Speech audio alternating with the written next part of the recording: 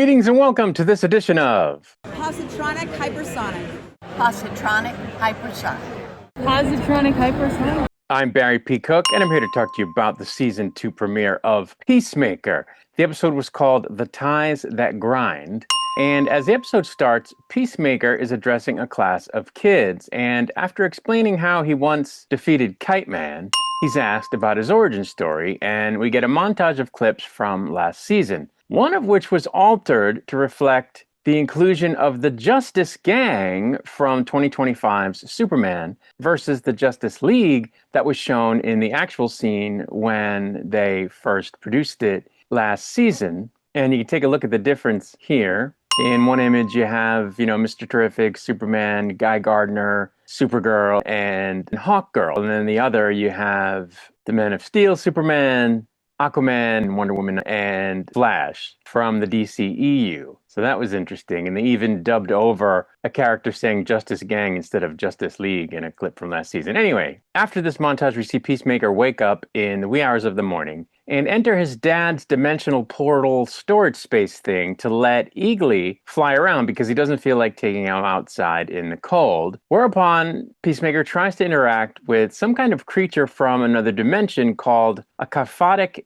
alien, which kyphotic has to do with scoliosis, and it is kind of a weird, spiny-looking alien, if that makes any sense. Anyway, this alien doesn't acknowledge him, which pisses him off. After which he opens one of the portal doors into a duplicate Earth where his father is still alive, which causes him to run back into the storage space. It's then 6 months later, and Leota picks up Peacemaker, who complains that metahumans often shit-talk him and that he's afraid of being a joke, but she says that's crazy talk and that the Justice Gang, whom she's taking him to audition for, will be doing backflips to get him to join. He's then interviewed by Maxwell Lord, this time played by Sean Gunn, as opposed to Pedro Pascal, who played him in Wonder Woman 1984, in front of Guy Gardner and Hawkgirl, the former two of whom shit-talk him between questions over a mic that they don't know is open when they want it to be closed and closed when they want it to be open, causing Peacemaker to walk out in a huff, which is actually the same thing that happened to the person who was interviewed before him, whom he saw on his way in, also walking out in a huff, and that would be White Rabbit. White Rabbit is a Batman villain from the comics who, at first glance, kind of seems similar to Catwoman. She's a socialite criminal, and, she gets involved with Batman. The thing here is that she has the power of biofission, which allows her to separate into two different beings. Her normal self, whose name is Jaina Hudson, and White Rabbit. She's a character that at times has been both a good guy and a bad guy, connected to the Gotham City Sirens, a series in which it was discovered that she's also able to create a version of herself called Dumb Bunny that's kind of like the Hulk.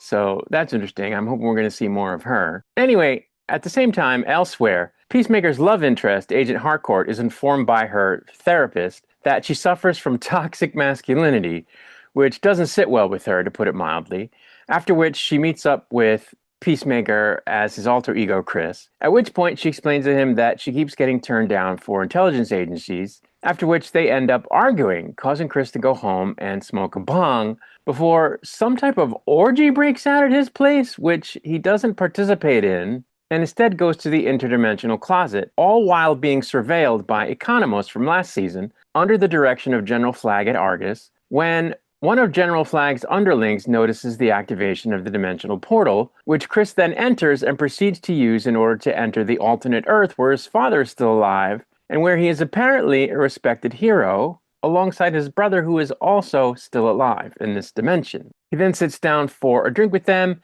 as they have a conversation about some of their past exploits that were quite gross, and it turns out that his dad is not an asshole on this Earth. Meanwhile, Agent Harcourt goes to a bar and doesn't take kindly to being hit on, causing her to kick a whole lot of ass before eventually catching a beatdown herself. Back at Chris's dad's house, his dad and his brother go to bed as they all tell each other they love each other, and Chris breaks down crying. Elsewhere, Economos tells Leota about Chris's portal and how he doesn't know what to do because he doesn't want to bag Chris with Argus, but he doesn't want to not tell Argus because he works for them, so Leota says she'll help him figure it out. Back at his dad's house, Chris runs into his doppelganger, who isn't happy to see him, and Chris is chased by the other version of himself, who's using a rocket pack. back through the portal and they fight, resulting in his doppelganger being killed when Chris activates his doppelganger's jetpack unexpectedly to avoid being killed by his doppelganger, causing him to fly backwards up into the ceiling where he's impaled on something hanging down from it, which was quite the ending to the episode.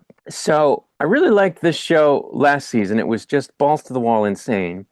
And this season seems to be pretty balls to the walls insane so far. We got a couple of cool fight scenes. We got a crazy orgy scene. And a little bit of mind fuckery, if you will, in Chris sitting down with his two deceased loved ones. I was surprised at how much they showed that affecting him. Like, he's really torn up about the fact that they're dead in his actual world, but kind of still alive there, and he got to see them again. And it's just really impactful for him, and that was cool to see, I guess. I really liked seeing the scene with Hawk Girl and Guy Gardner. That was the highlight of the episode. It was very funny. As I mentioned, they recast Maxwell Lord, because even though this show started out while the DCEU was a thing, it's now been brought over into the DCU, which I think is a good thing. It would have sucked to lose this show and this character, so we don't have to worry about that. I was a little surprised that Chris's father and brother didn't question whether he was their version of Chris, because they did notice that it was a little odd that he was there, because they thought he was off in Bloodhaven, which, by the way, is a city in DC Comics where Nightwing does his hero stuff. Because, they know about the other dimensions, right? Because his father in that universe also uses the portal room. So it's weird that they didn't even question it for a second. But anyway, not a lot happened in this episode, so there isn't too much to talk about, but I did enjoy it. I enjoyed the fighting. I enjoyed the funny stuff. And I enjoyed seeing White Rabbit, and I look forward to seeing more of her. And I hope they do bring more Justice Gang characters into the show for cameos. That would be cool as well. So I think this second season is off to a good start, and I'm looking forward to watching the rest of it. I'm going to get out of here for now, but I'll be back with another video soon. Until I return, I wish you peace and long life.